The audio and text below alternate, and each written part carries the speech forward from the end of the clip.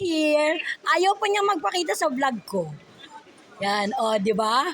Thank you for following me. Yeah. Nandito ako sa SNR Malolos, my second home. Pero busy ako ngayon eh.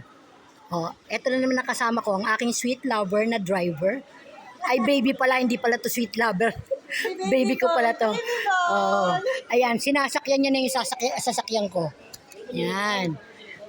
Yung klase ng vlog ko is just my daily life.